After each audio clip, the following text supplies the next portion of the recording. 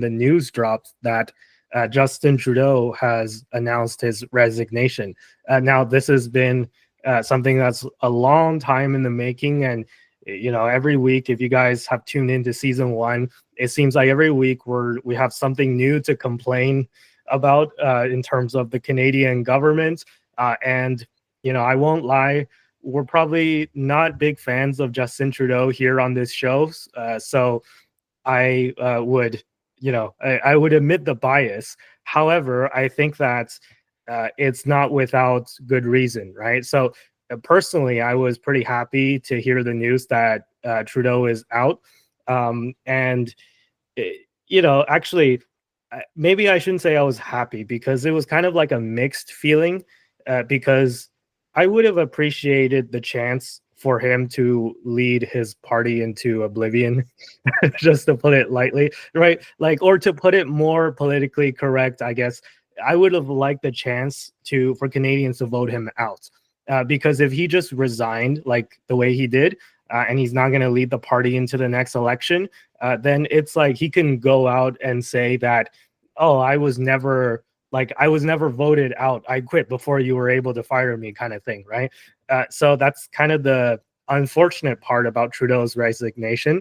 The other unfortunate part is that now he resigned, but he's still going to serve as prime minister until they pick a new leader. So now the Liberal Party, the governing party of Canada, has been thrown into complete disarray. They're looking for a new leader. They're going to have like a really quick leadership race, and we're going to talk about that later, and we're going to go through some of the candidates. But yeah, that's the other unfortunate part, is that Trump has just been inaugurated as the president of the US, and he's threatening tariffs on Canada, and this leadership race also comes at the cost of proroguing Parliament. So if you guys don't know what that means, Parliament is basically just suspended. It's on break until I think it's like the end of March when they come back. So yeah, it's kind of, we don't have like a good functioning Parliament to deal with this massive trade tariff threat from the United States. So it's just a mess all around. And yeah, that's kind of the situation that we're in. But before we dive deeper into this, I just want to get some of you guys' initial thoughts on what you thought of the Trudeau resignation. Like, are you happy? Are you sad? Or do you have like a mixed kind of feeling like me? Or just what do you think about Trudeau? Is Trudeau's decision, like, was it the right decision to resign? Did he leave it too late? So, because a lot of people were saying that maybe he should have read into the polls a little bit more and resigned a little bit early. That way it's better for the country, and it's also way better for his party, right? So did he resign too late? Should he have just gone with it and just called an election and just, kind of winged it or try to wing it? What are your thoughts on kind of the Trudeau resigning as prime minister and calling a leadership race and proroguing Parliament and all this stuff? Yeah, for sure. So I guess I'll get everything started here. So I think it was like a few weeks ago, not very long ago, but when news came out that Justin Trudeau resigned, it was like all over so many news sources. Like I even saw it via Six Buzz, if you guys are familiar with that, which is wild, and that's when it's huge news.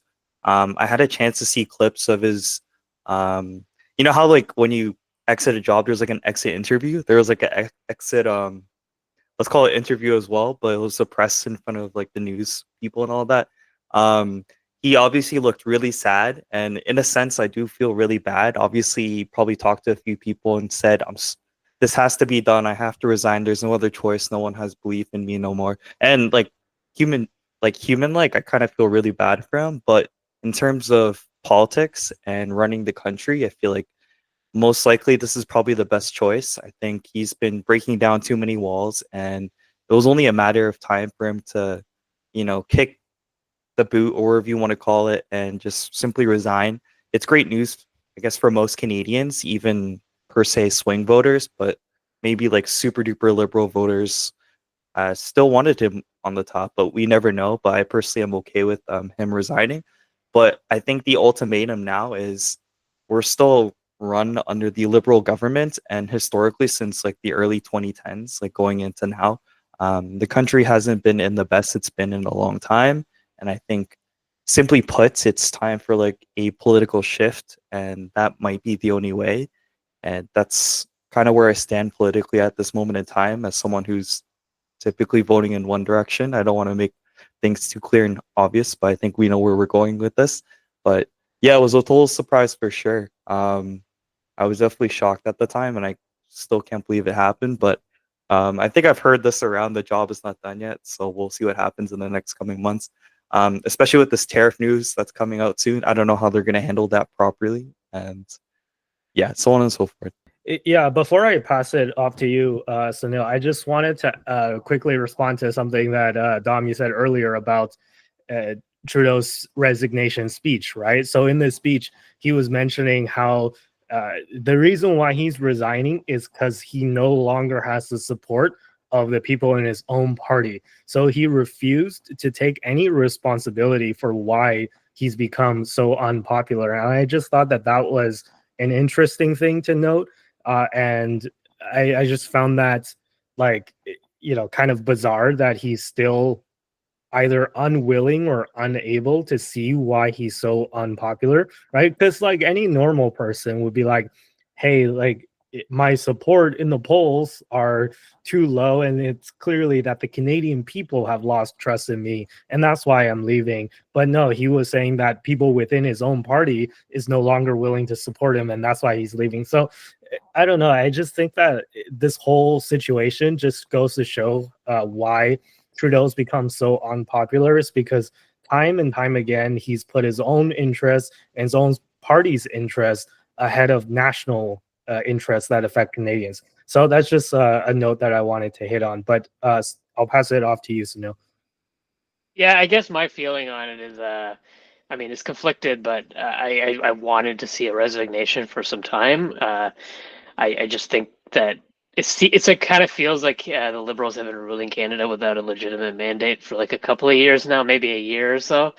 It does, and we talked about this last in a few previous episode, but it does kind of feel like, and it was feeling like over Christmas and New Year's, that Trudeau was holding Canada hostage almost. Like I think it's just very clear that like Canadians want to change. They want a leader with a strong mandate, especially with the Trump situation and the potential trade war.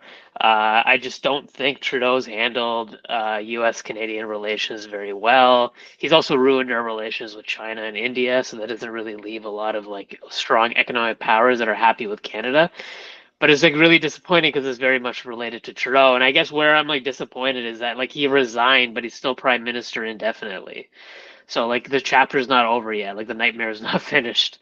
And I also do think that what we deserve as a country was we deserve to have an election called, and to have Trudeau and Jagmeet stand up and have Canadian voters vote them out of power. Like I just kind of felt like we deserved that moment, and we didn't get it. And it's a lot like it's almost like the beginning of this chat we're talking about it as if Trudeau's gone, but he's not. He's still the prime minister of Canada. So like when is the nightmare going to end? And I just feel like there's all the Liberals are. I just don't trust them to handle this trade war without putting their personal interests first. I just don't know if the Liberals are motivated to do what's right for Canada rather than to play political optics that better their electoral chances, or make them rise in the polls, but not necessarily focus on getting a good deal for Canada. So I just don't trust the Liberal political optics right now, and I don't feel like it's over yet, because I don't want to see Justin Trudeau in a podium as the Prime Minister of Canada. I don't want to see him going on CNN. I don't want to see pictures of him at Mar-a-Lago. I don't want him representing Canada, and he still represents Canada. So it's not. I'm not happy yet. I'm not satisfied with where we are yet.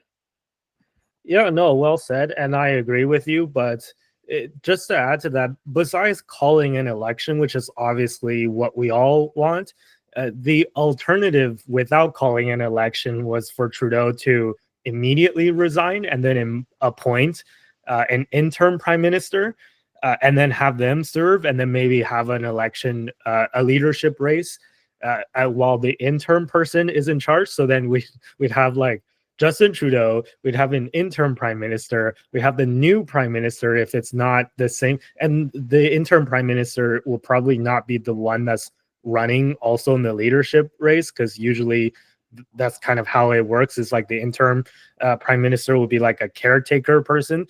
Right, so then we'd have another person, whoever wins the leadership race, become the prime minister, and then we're going to probably have an election right after, because the parties, hopefully, if Jagmeet doesn't backstab us again, we're going to have a vote of no confidence, which means that the Conservatives under Pierre Poilievre will probably win, in which case Pierre will be the prime minister. So we have a year of like 4 prime ministers.